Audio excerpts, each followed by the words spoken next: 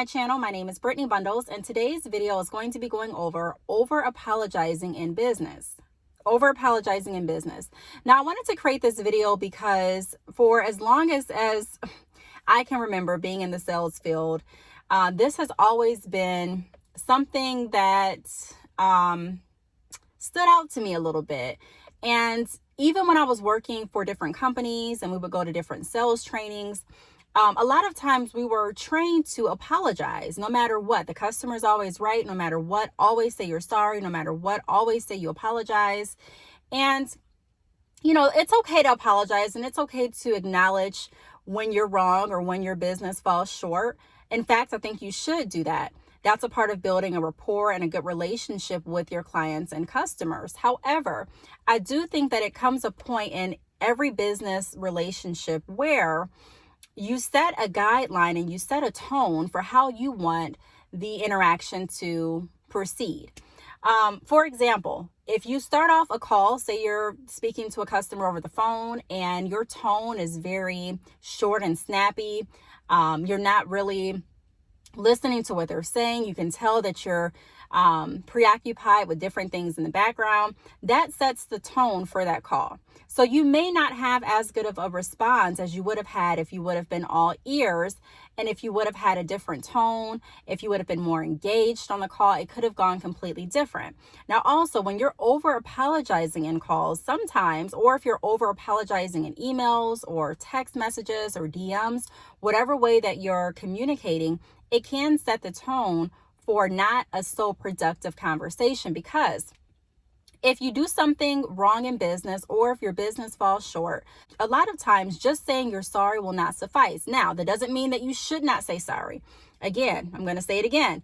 If you fall short, or if there is a reason, a legitimate reason for you to apologize, by all means do that. Even in real life, not outside of your business. If you do something wrong, apologize. We've learned that, in kindergarten. So that's what we should do. However, there is a time where it becomes too much, and there's a time where it can be offensive to customers when they only hear "I'm sorry" and not a resolution followed behind it. So we're going to be talking about that today in this video. If you are interested, be sure to give this video a big thumbs up. Please make sure that you are subscribed, and let's get right into the video. Now, the first thing that I want to go over is, are you apologizing out of habit, or are you apologizing out of sincerity because you truly mean it? And I'll break that down. Let's use the hair industry because that's the industry that I'm in. So let's say that you're selling hair and someone's not satisfied or happy with the product, or say the hair that you sold them, they're not happy with that. Now, it's really important to get information and to ask questions, to probe and to see why someone's not satisfied with the product, because we're all different. So what one person's level of quality is will not be another person's level of quality. What one person likes, another person may not. That's that. So getting questions and asking what your client and customer was expecting, asking what they received, and asking what they're looking for helps to give you a direction of how to guide the call. Now, you can apologize. You can apologize that the product didn't meet their expectations. But a lot of times what will happen is people over apologizing. So you're steady saying you're sorry. You're saying you're sorry before you've gotten all the information about the concern. So you're apologizing for something that it could pretty much be that there was nothing wrong with your product quality. There was nothing wrong with the interaction. It was simply something that the customer didn't prefer. For example, there are some people that don't want any other colors in their hair. They want a solid color for virgin hair. And a lot of times, if you get virgin hair extensions, there are going to be different shades of color in your extensions. Even if you're purchasing raw hair extensions, they're going to be different shades of color.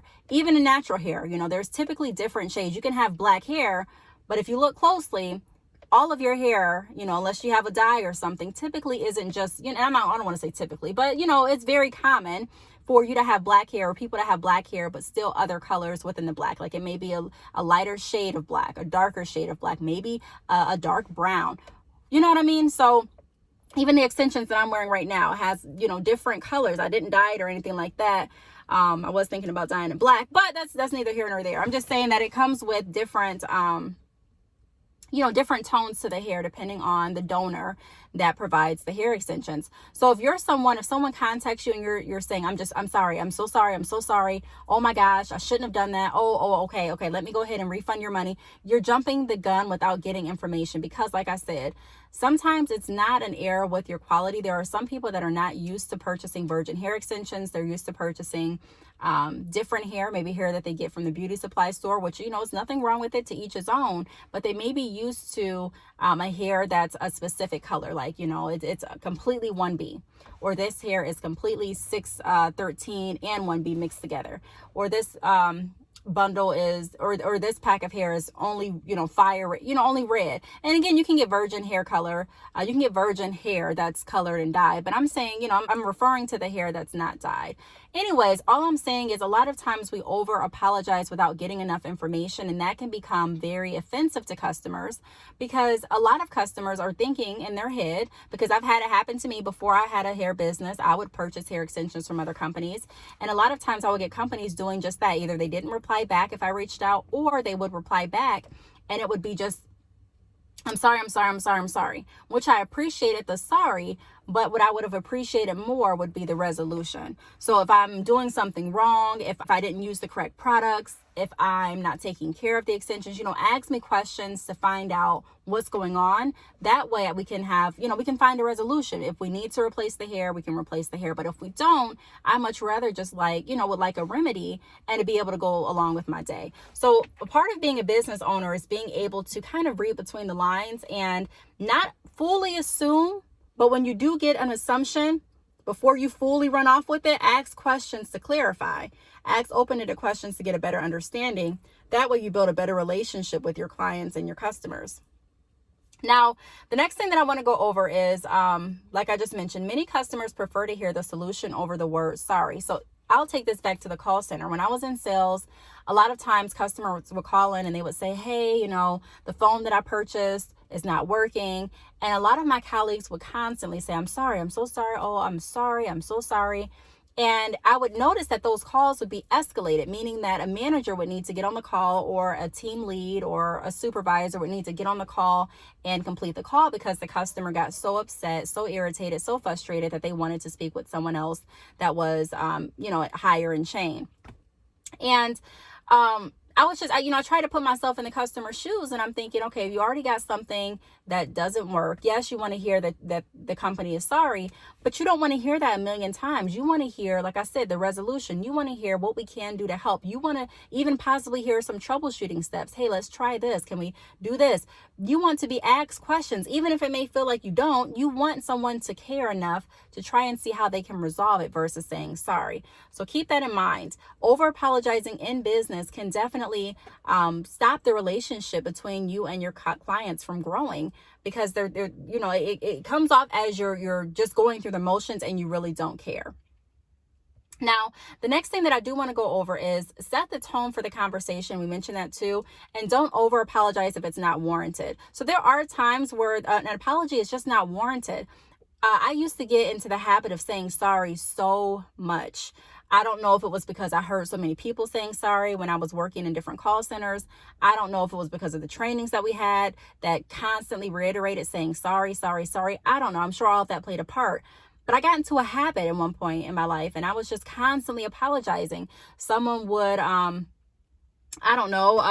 it would just be for the simplest thing. Someone would catch a typo that I put in an email, and I would say, oh my gosh, I'm so sorry. Oh, I'm so sorry. I would just go over and above what needed to be apologized for. I got in the habit of doing that to the point that I would in my normal life, people would say something, and I would say, they would say like, I don't know, excuse me. And it wouldn't, wasn't anything like, we were about to run into each other or anything. Maybe we were just, passing each other or walking in front of each other in the aisle. And I said, or they said, excuse me. And I'm like, oh, I'm so sorry. I'm sorry. And, the person would look at me and say, it's okay. You don't have to be sorry. It's okay. And I noticed at that point when people kept giving me that reaction that, wow, I am over apologizing. And I started thinking about my behavior in business too. I started thinking about my behavior when I was working. And I'm just like, wow, I definitely have gotten into the habit of just over apologizing. And so it's something that we do out of habit, But a lot of times, if you're just saying something, people can tell. We're working with people. And that's why it's so important to build relationships in business and not just focus on I'm selling this product or I have the best service, but who has the best relationship building skills. And it doesn't mean that your relationship skills have to be a certain way or copied off of anyone else. I mean, everyone's different. That's the beauty of running your business. You can build relationships strictly how you want to, and you can be authentic in your way, because that's the only way that you can be authentic, is if you're being it your way. But I had to realize that it was a habit of me to over apologize, and even apologize for things that didn't warrant an apology. I didn't have to apologize for someone saying, excuse me, walking in front of me. I didn't have to say sorry for that. I didn't have to say sorry 8 times for a typo or because I forgot a period at the end of the sentence. It was just over apologizing. So when you do that too, it kind of shifts the respect in the conversation too, for lack of a better word. And when I say that, I mean, it shifts the dynamic. If you're coming up and you're always saying sorry, if you're always, even in real life, it kind of puts you in that position that you did something wrong. And so if you get customers, there are some customers that will purposely buy products, and it doesn't even have to be hair. It can be any product. And they find ways to try and get the money back for the product. That's in retail. I've heard lots of stories about that from people working in different stores. That happens in fast food. You would just be amazed of the lengths that people go through to try to get refunds or to try to get things for free. And so a lot of times people will play on your apologies and use them as guilt. Oh, she's already thinking she's sorry. Oh my gosh, she's already thinking that she sent me the worst batch of hair and she hasn't even asked any questions. So I'm going to ride with it because I'm saying, I'm sorry. And I'm putting myself in a position to automatically assume that I did something wrong or that something was wrong on the company's behalf. Now, there could definitely be something wrong on the company's behalf, but without getting information, without asking clarifying questions, without seeing if there's a resolution, without problem solving, it definitely can result in you just refunding without you getting all of the information that you need to sustain that order. So it all goes back into making sure that we have the confidence to make sure that we're building relationships and to make sure that we are asking questions, that we're not too scared to ask questions.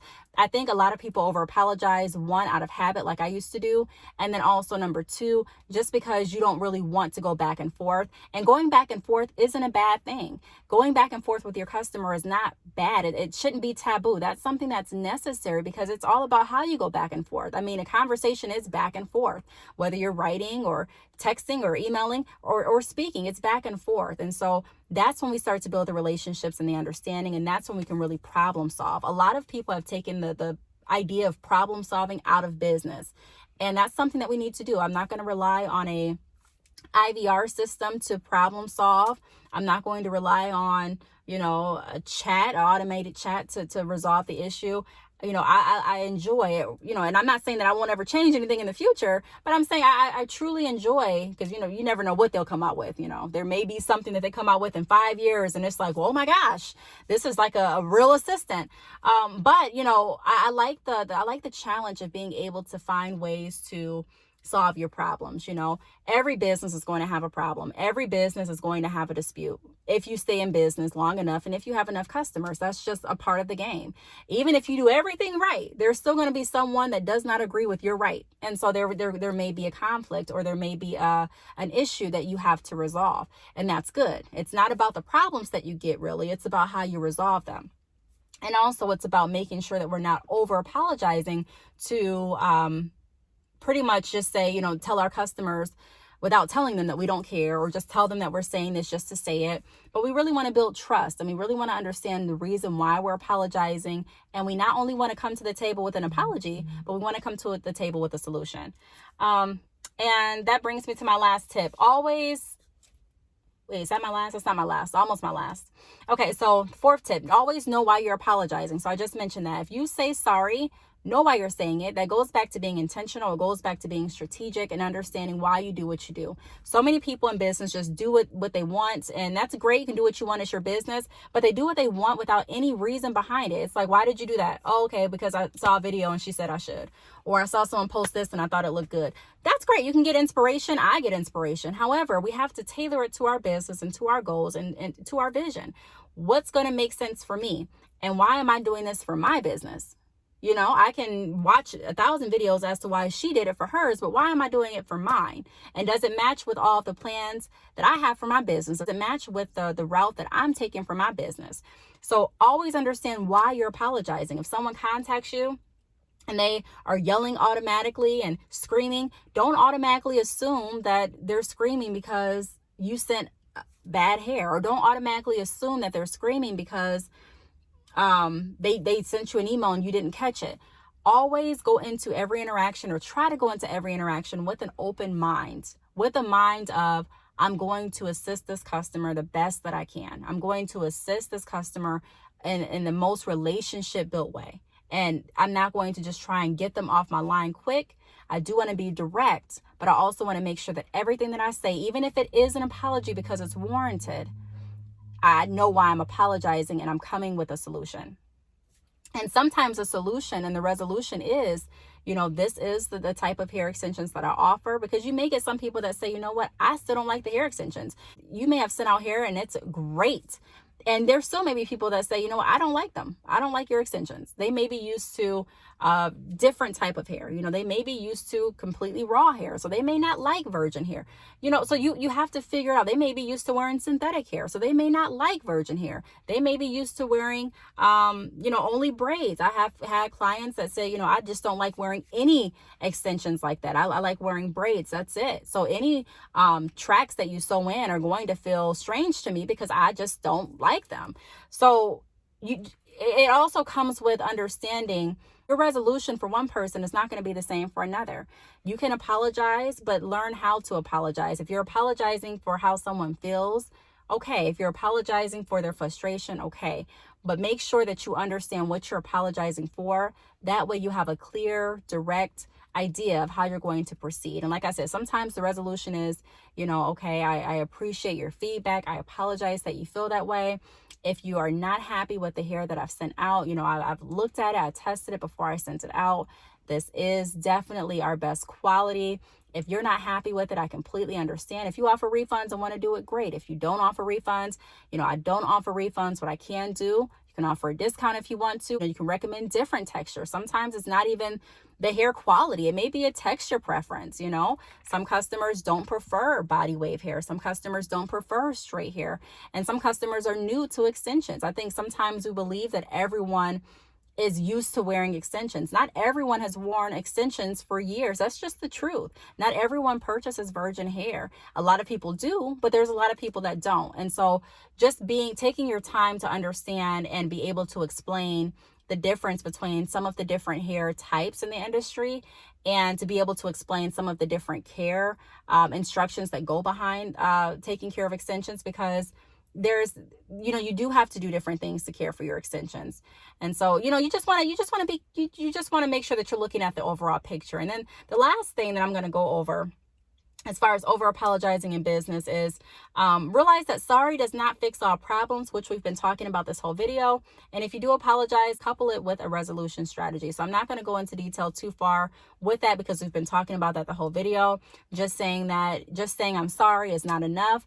For me, even as a customer purchasing different products, or even going to the grocery store, if someone does something, I much rather would appreciate and respect a resolution. If there's something wrong, how can we resolve this? Or if I'm not looking at it correctly, please educate me on how to, look at what I'm looking at correctly. There have been times that I've gone into the store, taken an item back, and I'm looking at the receipt and I'm thinking I'm supposed to get this amount credited back to my card. And, they're like, well, I'm sorry.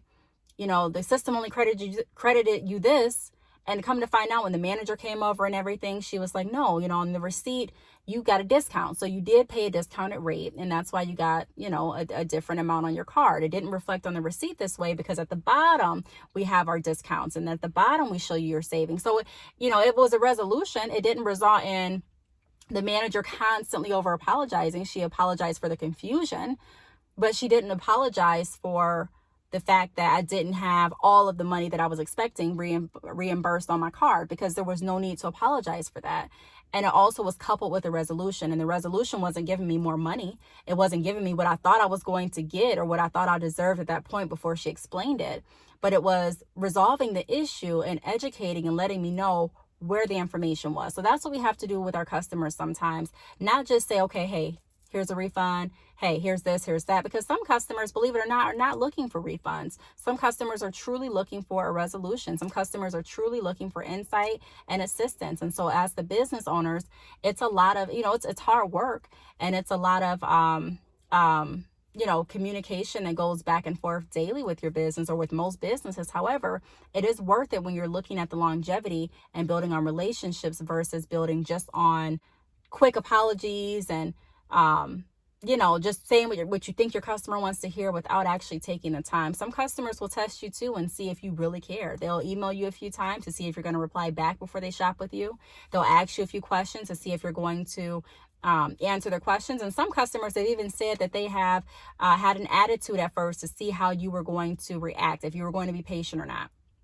I've had customers that have jokingly said, hey, I'm sorry for giving you a hard time. I do this with all businesses that I decide to work with, just to kind of see how they're going to handle our interaction, and if they're going to reply back.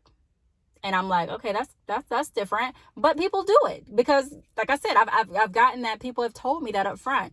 And I've worked in customer service for pretty much, all my adult life. And so, and sales all my adult life. So, like I said, I've talked to different people, and different people have different, mindsets and different assumptions and rationalities. And so we just want to make sure that we're protecting ourselves and that we're always setting the best tone that we possibly can. And over apologizing in business can definitely stop that. It can definitely shift the tone in the conversation and shift the resolution, shift the focus from the resolution if you're doing it too much.